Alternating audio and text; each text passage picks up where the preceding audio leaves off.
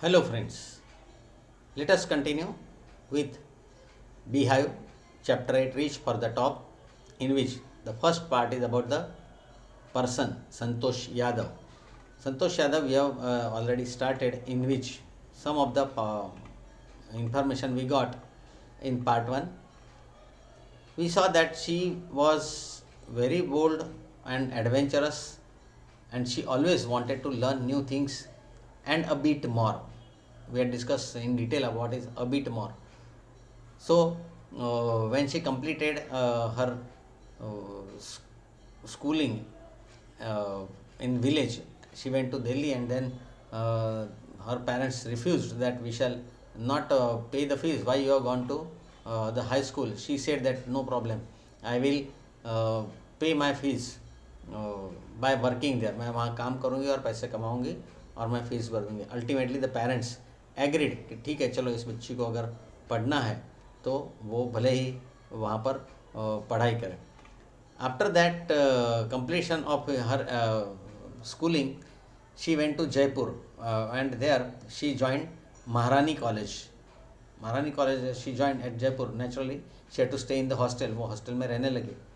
From the window of that hostel room, she could see beautiful hills. But she noted one thing. See, जो लोग a bit more सीखना चाहते, जो लोग कुछ ज़्यादा सीखना चाहते, वो लोग हमेशा ऑब्जर्व करते रहते. बहुत कीन ऑब्जर्वेशन होता है उनका. हर चीज़ को, हर इवेंट को वो समझना चाहते, देखना चाहते. So she saw and noted one thing that some of the villagers every day they are going up the hills. वो हिल्स के ऊपर चले जाते हैं, वापस नहीं आते. So she was very curious about it कि ये होता क्या है, चलो एक बार हम खुद जाके देखते हैं. हमारे जैसा होता तो हम बोलते ठीक है जाते होंगे, हमें क्या है, हम अपना काम करेंगे, अब हम भले हमारा काम भला, हमें दूसरों के बात में क्यों इंटरेस्ट लेना है. लेकिन वो ऐसी नहीं थी. So she went one day on the same way कि ये लोग गए, अब ऊपर चले गए और वापस नहीं आ रहे, कहाँ जा रहे हैं, चलो हम देखते हैं. So she found that there was an institute of mountaineering. वहाँ पर माउंटेनियरिंग सिखाने वाली एक इंस्टीट्यूट थी. She went there and she saw that some of the youngsters they are taking training. So she asked there can I join. She was interested. उसको interest पड़ गया कि अरे ये तो मज़ेदार इंस्टीट्यूट है, यहाँ पर सीखना मज़ा आएगा. So she asked and to her surprise they welcomed her. उसको भी सरप्राइज हुआ कि उन्होंने उसको कुछ डांटा नहीं, उसको निकाला नहीं, उसका इंसल्ट नहीं किया, उसको कुछ बोले नहीं, बल्कि उसको encourage, yes yes you can join. So she was very much happy, और उन्होंने उसको मोटिवेट किया कि तुम भी माउंटेनियरिंग का कोर्स ज्वाइन कर सकती हो. Now we are starting from paragraph number 6. Be ready with your textbook and start paying attention on paragraph number 6. Then there was no looking back for this determined young girl. This determined young girl, determined यानी जिसने पूरा decision ले लिया, पक्का decision ले लिया, जब जो अपने डिसीजन से मुकरेगी नहीं, अपने डिसीजन से हटेगी नहीं. ये ऐसी डिटरमाइंड जो यंग गर्ल थी, उसने फिर पीछे नहीं देखा. पीछे नहीं देखा मतलब कि वो हमेशा प्रोग्रेस करती गई, वो कहीं हारी नहीं, रुकी नहीं. अरे यार मुझे लगा था बड़ा इंटरेस्टिंग कोर्स है, लेकिन ये तो बहुत थका देता है, ये तो बहुत ऐसा है, मुझे नहीं करना है, मुझसे नहीं होगा. That is called looking back और कमिंग बैक, हार जाना. But there was no looking back. वो कहीं हारी नहीं. माउंटेनियरिंग कोई जोक नहीं, कोई मजाक नहीं. फिजिकली थका देता है, हम हार जाते हैं, मतलब कि अरे यार हर रोज़ यही करना है, ऐसा करना है, वैसा करना है. और माउंटेनियरिंग ऐसा नहीं कि सीधा वो रोप पकड़ के, जैसे हम डॉक्यूमेंट्री में या फिल्मों में देखते हैं, ऐसा तुरंत रोप पकड़ के चढ़ना है, ऐसा नहीं. पहले नीचे जो एक्सरसाइज होती है वो कई महीनों तक वो एक्सरसाइज करनी पड़ती है. उसके बाद फिर धीरे धीरे हमें माउंटेनियरिंग सिखाई जाती है, क्योंकि वो बड़ा रिस्की होता है. वहाँ पर ज़रा सी भी गलती हो गई तो इंसान नीचे गिर के मर जाएगा.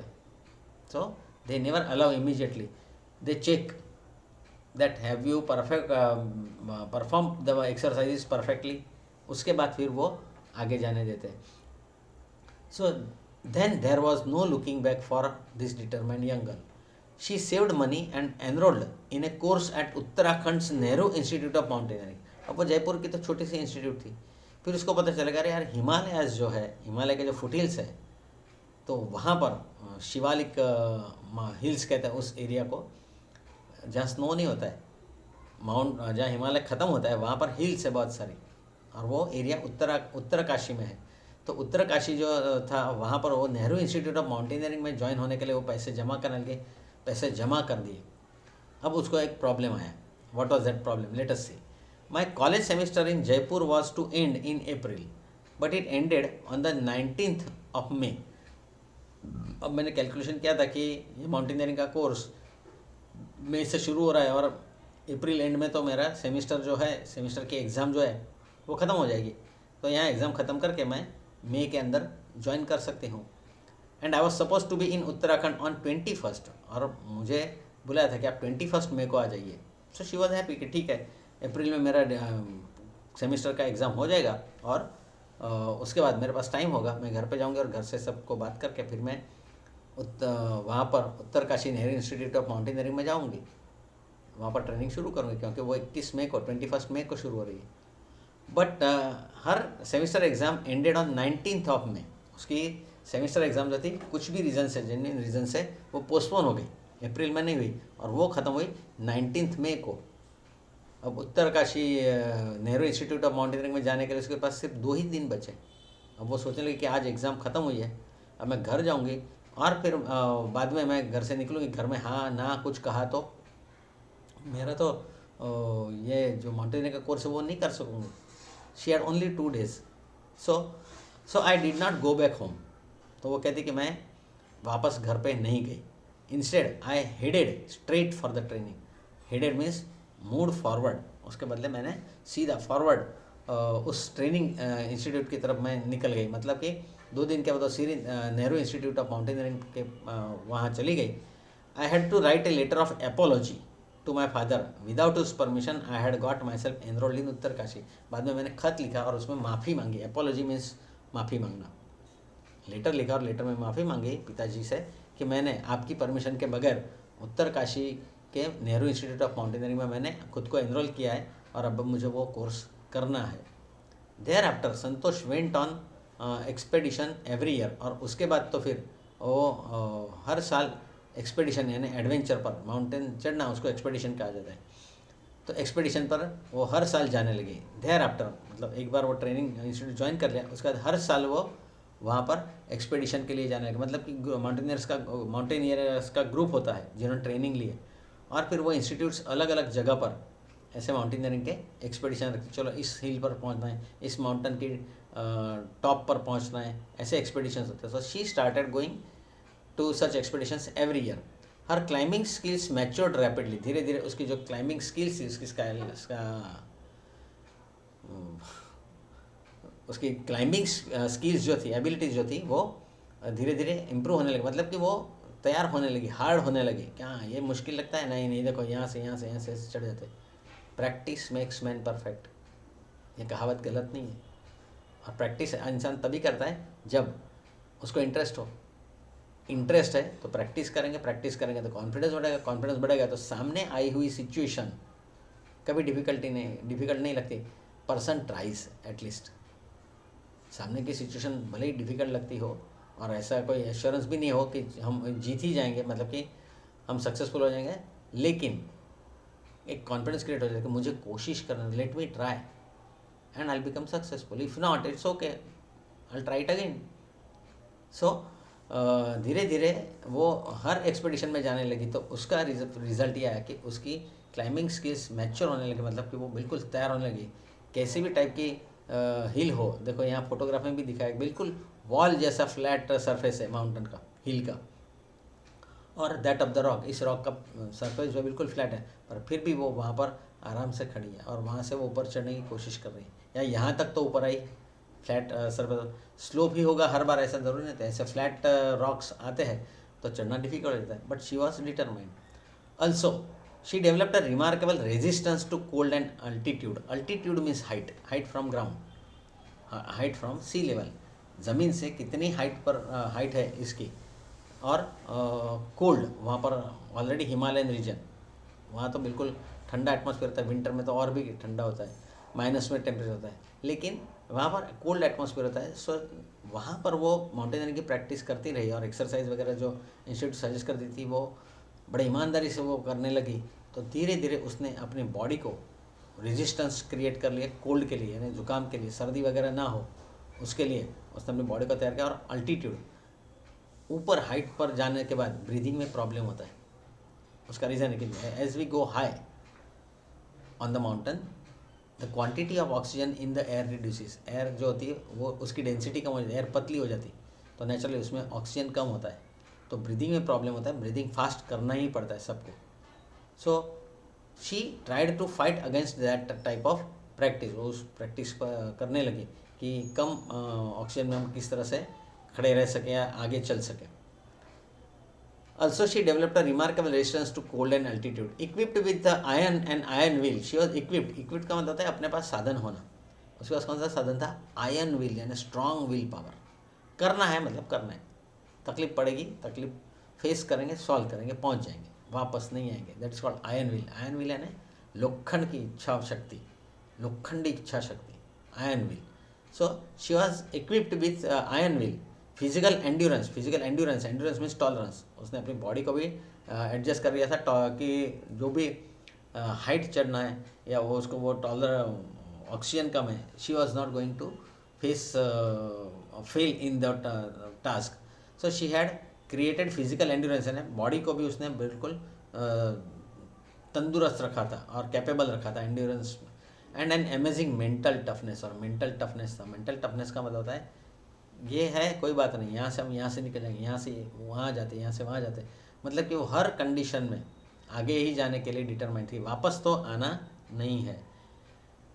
Equipped with an iron will, physical endurance and an amazing mental toughness, she proved herself repeatedly. वो उसने हर बार खुद को प्रूव किया मतलब जो दूसरों को, उसके दूसरे माउंटेनियर्स फ्रेंड्स थे उनको टफ लगता था, वो भी वो चढ़ जाती थी। और उसने हर बार खुद को प्रूव किया कि नहीं, मैं ऐसे टफ रोड पर, ऐसे टफ रॉक्स के ऊपर, टफ माउंटेन्स के ऊपर मैं चढ़ सकती हूँ। The culmination of our hard work and sincerity came in 1992। फिर अल्टीमेटली 1992 में एडिशन, कल्मिनेशन में सब कॉम्बिनेशन, उसके जो भी हार्ड वर्क था, उसकी जो सिंसियरिटी थी माउंटेनियरिंग की ट्रेनिंग के बारे में, वो सब जैसे एक साथ है। और 1992 में उसको एक और सबसे ज़्यादा डिफ़िकल्ट टास्क मिला। Just 4 years after she had shyly asked the Aravali mountaineers if she could join them. बस इस बात को तो सिर्फ 4 ही साल हुए थे। सिर्फ 4 साल पहले उसने अरावली हिल्स में जाके वहाँ के माउंटेनियरिंग इंस्टीट्यूट को सिर्फ पूछा था कि क्या मैं ज्वाइन कर सकते हैं। 4 ही साल में उसने इतनी ज़ोरदार मेहनत की कि उसको एक बहुत बड़ा चांस मिला। वैसे कई सालों तक, 6-7 साल तक पहले हमें छोटे हिल्स पर ही ट्रेनिंग देते हैं, और फिर बड़े माउंटेन्स, और फिर हिमालय या दूसरे कोई स्नो कवर्ड माउंटेन होते हैं। लेकिन इसने सिर्फ 4 साल में ही अपने एबिलिटी प्रूव कर दी। जहाँ पर 4 साल पहले उसने शर्मा के धीरे से खुश होके पूछा था क्या मैं ज्वाइन कर सकते हैं, और उसको हाँ कहा था। 4 साल की कड़ी मेहनत के बाद उसको क्या चांस मिला देखो। At barely 20 years of age, उसकी उम्र भी 20 years थी, because when she was 16 she came to Jaipur Maharani college. तो उस 4 साल में, व्हेन शी वाज 20, 4 साल में उसने अपनी कॉलेज की पढ़ाई के साथ साथ माउंटेनियरिंग की भी बराबर पक्की ट्रेनिंग की।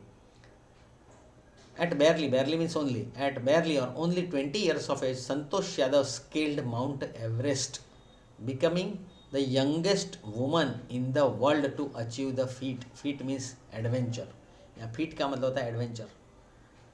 माउंट एवरेस्ट चढ़ने का adventure at the age of 20 she could do, जबकि 16 साल पहले तो वो सिर्फ वहाँ से दिल्ली से जयपुर आई थी और कॉलेज के स्टडी उसने शुरू किया था। उसने भी नहीं सोचा कि मैं माउंटेनियर बनूंगी फ्यूचर में, उसका वैसा कोई एम नहीं था। लेकिन उसकी क्यूरियोसिटी जो थी, क्यूरियोसिटी से वो वहाँ पर गई। जैसे मैंने पहले कहा, खिड़की में से देखती थी कि ये लोग जा रहे हैं, ठीक है होगा, हमें क्या, तो शायद वो माउंटेनियर नहीं बनती। नहीं यार, देखे तो सही जाके क्या होगा, ना बोलेंगे क्या होता है वो पता चलेगा, डांटेंगे तो वापस आ जाएंगे, उसमें क्या है। वो गई, उसने शायली शर्मा के पूछा कि ये क्या कर रहे हो आप, माउंटेनियरिंग कर रहे हो, क्या मैं ज्वाइन कर सकता हूँ, बहुत मस्त लगता है मुझे। हाँ हाँ कर सकते हो। शी वॉज हैप्पी, चलो ये लोग कोऑपरेट कर रहे हैं, ये लोग सपोर्ट कर रहे हैं, चलो मैं ज्वाइन कर देती हूँ। उसने वो ज्वाइन कर लिया और 4 साल में उसने माउंट एवरेस्ट स्केल किया। Means she achieved, she reached to the top of the world. Mount Everest पर पहुँचना है बिल्कुल टॉप ऑफ द वर्ल्ड है। Becoming the youngest woman in the world, पूरी दुनिया में इस उम्र में माउंट एवरेस्ट पर कोई भी लेडी नहीं गई, बहुत सारी लेडी गई, but not at this young age. If her climbing skills, physical fitness and mental strength impressed her senior, her concern for others and desire to work together with them found her a special place in the hearts of fellow climbers. उसके जो seniors उसको जो training देते थे, मतलब उसके teachers trainers थे, वो उससे इम्प्रेस हुए थे क्योंकि उसकी जो क्लाइंबिंग स्किल्स थी वो परफेक्ट थी. उसका जो फिजिकल फिटनेस था, मतलब फिजिकली फिट रहना है, इतनी ठंडी में हम जाएंगे तो अभी मेरी बॉडी को कुछ नहीं होना चाहिए, उसके लिए उसने ऑलरेडी बराबर एक्सरसाइजेस की थी, उससे वो लोग इंप्रेस हुए थे. और उसकी मेंटल स्ट्रेंथ, नहीं मैं कर दूंगी, कोई बात नहीं, mentally she was very strong. So this had impress her senior. जबकि उसके फेलो क्लाइंबर्स हैं, उसके साथ आने वाले ग्रुप के अंदर, माउंटेनियरिंग में हमेशा ग्रुप होता है, कोई एक पर्सन निकलता नहीं है, पूरा ग्रुप होता है माउंटेनियर्स का. तो उस ग्रुप में उसकी जो कंसर्न थी, उसकी फीलिंग थी दूसरे फेलो क्लाइंबर्स के साथ, वो भी बड़ी अच्छी थी. ऐसा नहीं कि तू क्या चढ़ेगा, देख मैं चढ़ जाती हूँ, देख मैं चढ़ गई, तू नहीं चढ़ सकता, तू बेकार है, तू डरपोक है, ऐसा नहीं था. फेलो क्लाइंबर्स है, अपने साथ आ रहे हैं, ठीक है, किसी को कुछ वीकनेस होता है, कोई स्लो होता है, तो उसके लिए उसको कंसर्न था. कंसर्न यानी फीलिंग थी, उसको चिंता थी, नहीं इसको हेल्प करो, उसको हेल्प करो, मैं तो चढ़ सकती हूँ या मैं चढ़ गई हूँ, अब इनको हेल्प करो. So here very nicely it is expressed, if her climbing skills, physical fitness and mental strength impressed her seniors. उसके सीनियर्स इस बातों से इम्प्रेस हुए कि उसकी क्लाइंबिंग स्किल अच्छी है, फिजिकल फिटनेस अच्छा है, मेंटल स्ट्रेंथ अच्छी है. हर कंसर्न फॉर अदर्स, दूसरे लोगों के लिए उसकी जो चिंता थी, उसकी जो फीलिंग थी, her concern for others and desire to work together, एक साथ काम करेंगे. ऐसा नहीं कि चलो मैं एक्सपर्ट हूँ, मैं तुमसे सबसे ज़्यादा आगे आती हूँ, मैं जाऊँगी, तुम लोग नहीं आ सकते, या तुम नहीं, मुझे जाना, ऐसा नहीं था. Her desire to work together with them found a special place. Special place means respect. उसके जो फेलो क्लाइंबर्स होते थे वो उसको रिस्पेक्ट देते थे, क्योंकि वो सबको साथ में लेके टुगेदर शी वॉज वर्किंग. चलो सब चलो हम साथ में चलो, हाँ इसको यहाँ हेल्प देनी, चलो तुम पहले चलो, मैं बाद में आती हूँ, तुमको ये गाइड कर, तुमको ये हेल्प करती हूँ. तो उससे सबके दिलों में उसके लिए रिस्पेक्ट क्रिएट हो गया था. Everyone was respecting her. During the 1992 Everest mission, Santosh Yadav provided special care to a climber who lay dying at the South Col. जहाँ साउथ कोल जो एक पीक है, अलग अलग पीक्स वहाँ पर पहुँचने पड़ते. माउंट एवरेस्ट पहुँचने से पहले बीच में बहुत सारे माउंटेन्स के पीक आते हैं. तो साउथ कोल जो था पीक, तो वहाँ पर एक क्लाइंबर जो था वो बहुत वीक पड़ गया. 1992 में सब जा रहे थे, उसमें एक जो क्लाइंबर था, हर एक की कैपेसिटी अलग होती है, शायद उसकी कैपेसिटी कम थी.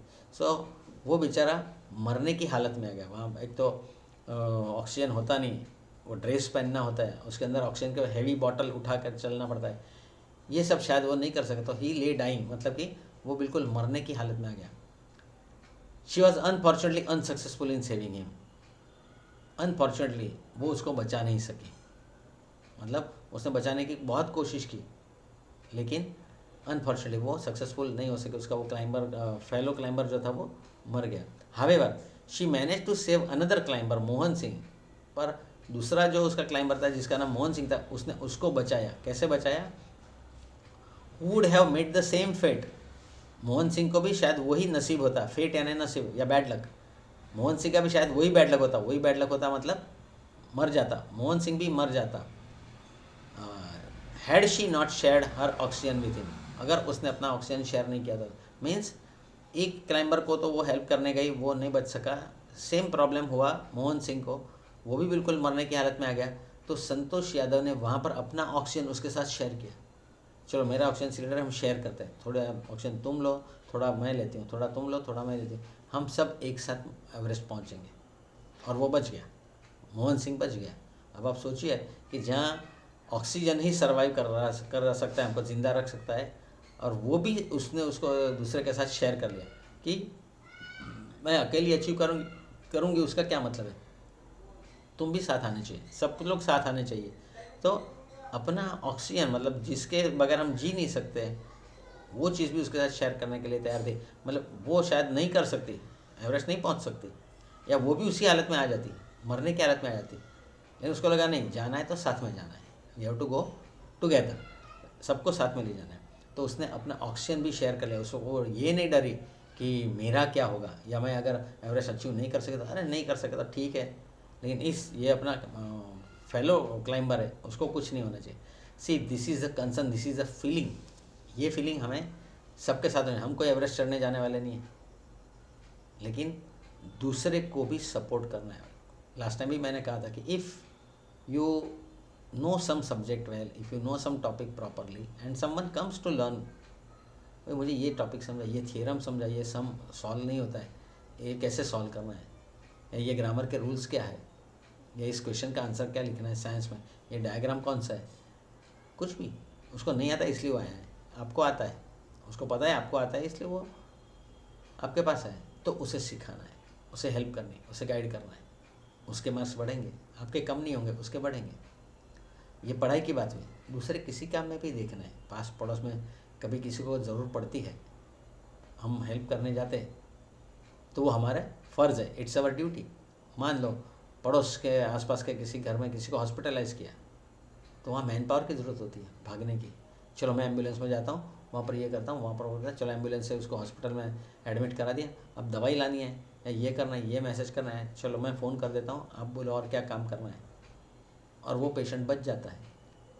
भले उसके बाद कोई आपकी तारीफ़ ना करे या थोड़ी सी तारीफ़ करे, आपको एक सेटिस्फेक्शन हो कि मैंने एन वक्त पर उनकी हेल्प की थी।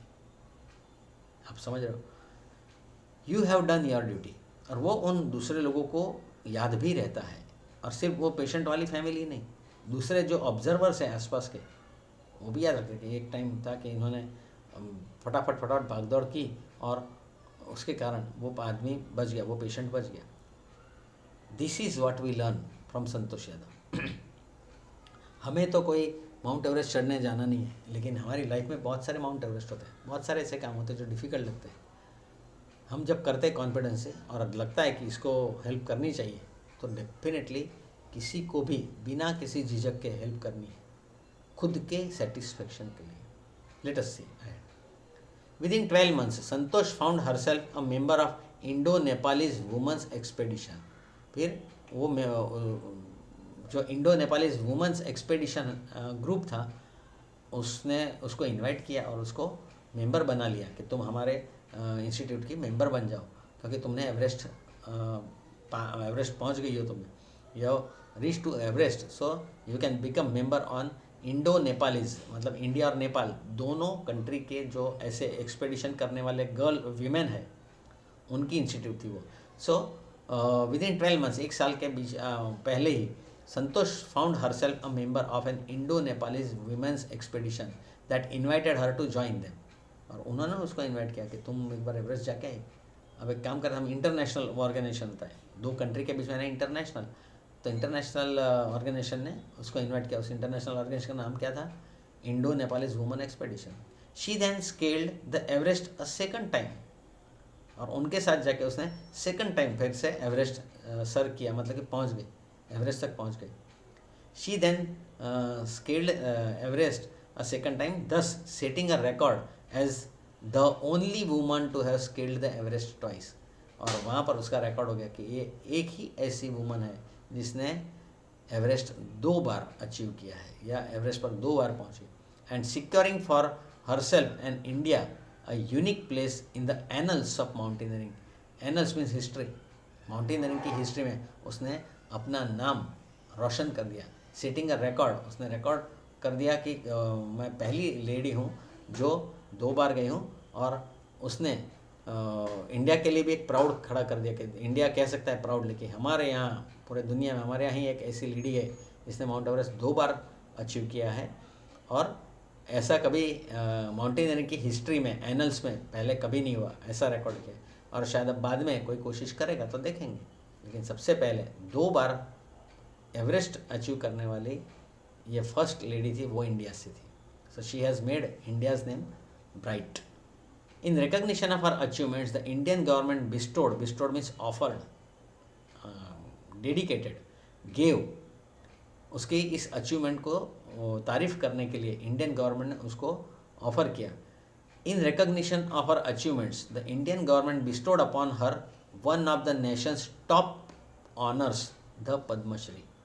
उसकी इतनी ग्रेट अचीवमेंट देखकर इंडियन गवर्नमेंट को भी लगा कि नहीं, इसने अपने जोर से, अपने ताकत से, अपने स्ट्रॉन्ग विल पावर से ये अचीव किया है, पूरे वर्ल्ड में, तो हमें भी उसको अप्रिशिएट करना चाहिए। तो उसको सबसे टॉप मोस्ट जो ऑनर दिया जाता है, बहुत कम लोगों को, हर साल किसी न किसी को ये ऑनर्स दिए जाते हैं। उसमें पद्मश्री जो है वो ऐसे कोई ख़ास काम जिसने किया कंट्री के लिए, उसको मिलता है वो honour, top most honour of India, that is Padma Shri. It was given to her just because she climbed Everest twice. Describing her feelings when she was literally on the top of the world, she has said, उसको natural है कि सब reporters और बाकी के newspaper वाले, magazine वाले उसका इंटरव्यू लेने के लिए आ गए, टीवी वाले आ गए, और उसको पूछा कि जब आप टॉप ऑफ द वर्ल्ड पर थी, मतलब कि टॉप मोस्ट पोजीशन पर, on the tip of Everest, आपकी क्या फीलिंग थी जब आपने वो अचीव किया? तो उस वक्त पहली बार जब अचीव किया होगा तब तो ग्रेट फील किया होगा, मैं आ गई, मुझे एवरेस्ट पर आना था, मैं आ गई। सेकंड टाइम अचीव किया तो और भी उसकी खुशी होगी, अरे मैं तो सेकंड टाइम आ गई। So the reporters asked her what was her feeling in when she was on Everest, means on the top of the world. What she said, Santosh has said, it took some time for the enormity of the moment to sink in. मुझे कुछ देर लगी वो खुशी enjoy करने के लिए। अरे मैं यहाँ आते आते आते आते आते आते ऊपर पहुँच गई, ओह गॉड मैं टॉप पर पहुँच गई हूँ, यस आई हैव अचीव्ड। वो फीलिंग हम वर्ड्स में डिस्क्राइब नहीं कर सकते, वो तो जो पर्सन है वही फील कर सकता है, और हम उसको समझने की कोशिश करते हैं। Then I unfold, unfold means open. अपनी आइडेंटिटी के लिए क्या होता है कि अपनी कंट्री का फ्लैग ले जाते हैं वो लोग, तो वो कहते हैं कि then I open, then I unfold the Indian tricolour and held it aloft on the roof of the world. और वहाँ पर मैंने वो अपना जो इंडिया का जो फ्लैग था वो मैंने लहराया, वहाँ पर लहरा कर वहाँ पर रख दिया उस स्नो में कि इंडिया यहाँ पर पहुँच चुकी है फिर से। Then I unfold the Indian tricolour and held it aloft on the roof of the world, the feeling is indescribable. मेरी जो फीलिंग है वो मैं डिस्क्राइब नहीं कर सकती, इट इज़ बियॉन्ड डिस्क्रिप्शन। सही बात है, वर्ड में उसको नहीं रख सकते। The Indian flag was flying on top of the world, it was truly a spiritual moment. मेरे लिए वो कहते हैं बड़ी आध्यात्मिक क्षण थी, जैसे कोई भगवान ने मुझे ताकत दी और मैं पहुंचूं, भगवान की ताकत से ही मैं पहुंचूं, ऐसा ही मुझे लगा। जैसे भगवान का मुझे पूरा सपोर्ट है, ऐसा ही मुझे उस मोमेंट पर लगा। I felt proud as an Indian, मैं इंडिया की लड़की हूँ, इंडियन हूँ, इस बात का मुझे प्राउड हुआ कि यस मैं इंडियन हूँ और मैंने वो अचीव करके देखा। क्योंकि इंडियंस को जनरली कई बातों में बैकवर्ड माना जाता है, तो वो उसने प्रूव कर दिया कि नहीं, इंडियंस बैकवर्ड नहीं होते। Also fervent environmentalist, fervent means very strict, fervent means having kind of strong desire for awareness of environment. Also a fervent means very strong environmentalist, वो environment को बिगड़ने नहीं देती है, मतलब कि वो हमेशा ध्यान रखती है कि एनवायरनमेंट तो क्लीन रहना ही चाहिए। So she is called environmentalist, but she is very fervent environment, बड़ी स्ट्रिक्ट है कि नहीं ये बात यहाँ मत करो, इससे यहाँ ये लैंड पोल्यूशन होगा या एयर पोल्यूशन होगा या वाटर पोल्यूशन होगा, ये एक्टिविटी नहीं करनी है। ऐसी वो अपने सिद्धांतों में, अपने प्रिंसिपल में बड़ी स्ट्रिक्ट थी। So as a fervent environmentalist, Santosh collected and brought down 500 kilograms of garbage from the Himalayas. देखो नीचे आते आते सेकंड टाइम जब वो नीचे आई तो उसने क्या किया, जो गार्बेज गिरता है, मतलब जो माउंटेनर्स जाते हैं वो वहाँ पर प्लास्टिक के बैग है वो छोड़ दिए, वो डिब्बे है नाश्ते के वो फेंक दिए यहाँ वहाँ, तो उससे जो बना वो उसने, मतलब उसने अकेली ने नहीं, उसकी टीम ने मिल के सब जो कचरा जितना मिला वो सब इकट्ठा करते करते करते करते करते वो नीचे लाए। 500 किलोग्राम्स, 1 2 5 10 किलोग्राम नहीं, 500 किलोग्राम कचरा वो नीचे लेके और फिर उसको डिस्पोज ऑफ किया। उतना तो क्लीनलीनेस हुआ, लोग छोड़ के आते हैं और वहाँ स्कोप भी नहीं होता है, सीधी सी बात है। हिमालय पे हो आप, वहाँ का उसको कहाँ डिस्पोज करने के लिए रुकोगे, आप फेंक देते हो यहाँ वहाँ, जाएगा गिरेगा वहाँ पर, यहाँ किसको डिस्टर्ब होने वाला है। लेकिन नहीं, वो एनवायरनमेंट प्रॉब्लम क्रिएट करता ही है, एनवायरनमेंट को ख़राब करता ही है वो प्लास्टिक और दूसरे टीन और ये सब। तो उससे जितना बन पड़ा, उसकी टीम से जितना बन पड़ा, उसने टीम को समझाया और सब लोग मिलके 500 किलोग्राम्स ऑफ गार्बेज वो लेके आए। सी कितनी रिस्पॉन्सिबिलिटी की फीलिंग है, नहीं यार ये गलत हो रहा है और ये गलत मैं करूँ। उसने आके नीचे भाषण नहीं दिया, लोग ऊपर जाते हैं ख़राब करके आते हैं वापस क्लीन नहीं करते हैं, बड़ा बेकार है, ऐसा नहीं, किसी को दोष नहीं दिया। मैं कर सकती हूँ, क्लीन कर सकती हूँ, मुझे करने दो। ये भी हमें उससे सीखना है। हम क्या करते हैं, कोई गलती है, कोई गलत बात हुई तो हम उसका कौन बिगाड़ने वाला है, कौन ख़राब करने वाला है, उसको ढूंढते और उसको कोसते, उसको पब्लिक में इंसल्ट करते, या तो हम खुश होते हैं ये तो कॉरपोरेशन की गलती है, ये तो मेयर की गलती है, तो पुलिस कमिश्नर की गलती है, ये तो इसकी गलती है, तो उसकी गलती है, हमें ग्रेट फील होता है। लेकिन उसको उसका सोल्यूशन लाना, उसको सॉल्व करना, ये उससे ज़्यादा इम्पोर्टेंट है। And that she understood and she did her effort. 500 kilogram, आप सोचिए, कचरा सब नीचे लेके आना। So that she did, and that is also her showing her greatness. So such great persons and their deeds, उनके काम, उनके work, it must inspire us. और उनसे इंस्पिरेशन लेके हम जिस भी फील्ड में जाएंगे फ्यूचर में, जो भी स्टडी करेंगे स्कूल में, कॉलेज में, उसमें ये सारी कैरेक्टरिस्टिक्स संतोष यादव से सीखनी चाहिए, तो हम कह सकते हैं कि संतोष यादव की लाइफ सक्सेसफुल हुई। Next time we shall go for part 2 of the same lesson.